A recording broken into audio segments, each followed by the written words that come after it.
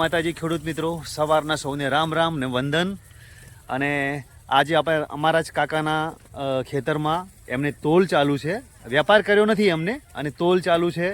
તો આપણે એમને પણ પૂછીએ અને પાડો મોહન બટાકા પણ બતાવી દઈએ. એમને મોહન બટાકા વાયા હતા અને એમને વેપાર કર્યો નથી, છતાંય શું પોઝિશન છે એ આપણે એમનેથી જાણીએ. જય માતાજી રમેશભાઈ. જય માતાજી. શું લાગે છે તમને બટાકામાં વખતે?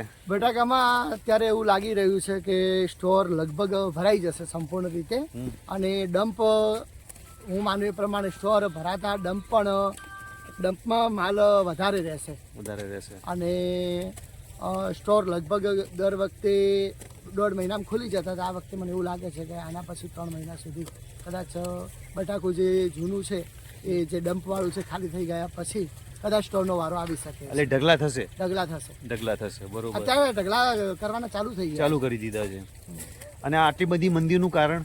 મંદી એટલે કે બહારના પીઠા છે, યુપી છે, પંજાબ છે, પછી ખંડોલી છે, મબલક પાક ઉત્પન્ન થયો છે. અને અત્યારે બટાકામાં જેટલું ઉત્પાદન છે એના 30% તો બગાડ નીકળે છે. અને સારી ક્વોલિટીમાં સારા ભાવ રહેશે સ્ટોરમાં એવું મને લાગી રહ્યું છે. બહુ સરસ કહેવાય કે સારી ક્વોલિટીના ભાવ રહે તો ખેડૂતને થોડો તો ફાયદો થાય ને. કારણ કે જે જશે કોલેસ્ટરમાં જાય છે ખેડૂત જ જાય છે ને અત્યારે. અત્યારે સ્ટોર વાળા કેવા બધું કંઈ આપે જ છે કે ભાઈ તોલ આપવો, એનું લેબર ચાર્જ આપવું, કશું આપતા છે નહીં. ફક્ત કેમ કહે છે કે તમે માલ લાવી દો, હું તમને આ જે છે એ આપીએ, બરોબર છે. કટ્ટા આપે છે. ટ્રેક્ટરો મોકલે છે. ટ્રેક્ટરો મોકલતા એનો મતલબ એમ છે કે કોલેસ્ટરમાં જગ્યાઓ તો છે. હા છે. આ તો આપણે કાંઠ રોડ ઉપર જ એવું છે. બાકી બીજા બધામાં તો ઘણા બધા બે ચેમ્બરો ખાલી પડ્યા છે. બરોબર. કદાચ બાજી પલટાઈ પણ હકે એવું લાગી. બાજી પલટાઈ પણ જાય, ખેડૂત માટે બાજી પલટાઈ જાય. તો ખેડૂત મિત્રો, આ એક વ્યાપારી છે, એમની સલાહ પણ સાચી છે કે ડરવાની જરૂર નથી. બાકી બધું ભગવાન ભરોસે. એ પણ અંદાજો જ કહે છે. અને હવે આપણે મહેશભાઈથી વાત કરીએ, જે તોલાટ છે. હવે એ વેપારીનું તોળે છે કે પછી ખેડૂતનું તોળે છે? મહેશભાઈ, તમે વેપારીનું તોળો છો કે? સાહેબ, ખેડૂત થકું કવરાવે છે. કોઈ વેપારી આવતા નથી. વેપારીનું કોઈ નથી આવતા. એમ બધું તમે જે તોળો છો એ ફક્ત ખેડૂતનું જ તોળો છો? ફક્ત ખેડૂતનું. બરોબર. આપણો મરાઈ ગયો છે. કોઈ ભાવતા હાલતા છે નહીં સરકાર. અને કોથળા પણ નથી આપે છે? કોથળા નહીં આપતા. નાના ખેડૂતને તો તકલીફ છે જ. તકલીફ બહુ. ટ્રેક્ટર ભરેલા 12 દન પડ્યા રહે, ખેતરમાં તપે છે. પણ આવતા નથી. અને અમુક લોકો ખેડૂતોને તો કોઈ તોલાટ પણ નથી જતા. તોલાટ જ નહીં જતા. કારણ કે માલ ખેતરમાં તપેરેલો છે. અને જો આ મોહન બટાકું છે, અને આ મહેશભાઈના ભાઈ જ છે. આ એમની દીકરી છે. પછી પેલા ભાઈ દિનેશભાઈના છોકરો છે. પેલો આ ભાઈ, હા, મહેશભાઈનો. જો બધા ઘરના છે. અને આ મોહન બટાકું છે. અને આ બટાકાનો વેપાર હજી સુધી કર્યો નથી. સાઈઝ થોડી આ બાજુ મીડિયમ રહી ગઈ છે. બરોબર છે.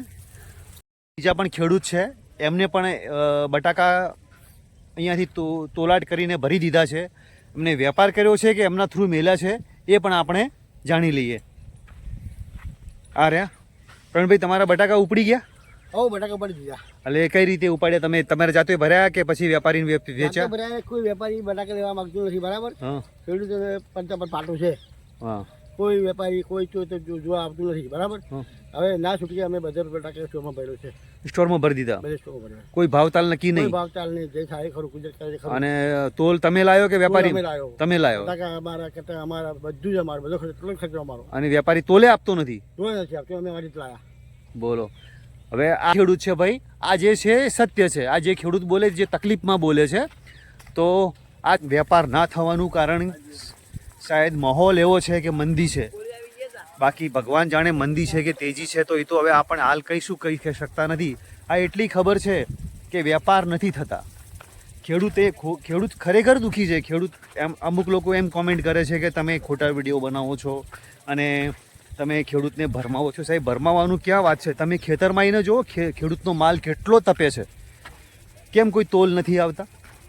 કેમ કોઈ વેપાર નથી થતા? આનો વેપાર કરવો જ છે અત્યારે, પણ નથી થતો. કેટલા વેપારીને ફોન કરીએ પણ નથી થતો વેપાર. તો સાહેબ, આ પોઝિશન છે. એટલે સાહેબ, પહેલાં તમે જુઓ કે ખરેખર કેટલો દુઃખી છે ખેડૂત. કારણ કે એને અત્યારે પૈસાની પણ જરૂર છે અને એને ખેતર પણ ખાલી કરવા. હવે આ તોલ 2 દિવસથી ચાલે છે, બધા ઘરના જ ભરે છે. મહિનાનો એન્ડ છે, આ મહિનામાં ખરેખર મગફળી વવરાઈ જવી જોઈએ. હજી સુધી મગફળી વવરાઈ નથી. તો બને એટલો વિડીયોને શેર કરજો, કોમેન્ટ કરજો અને જય માતાજી.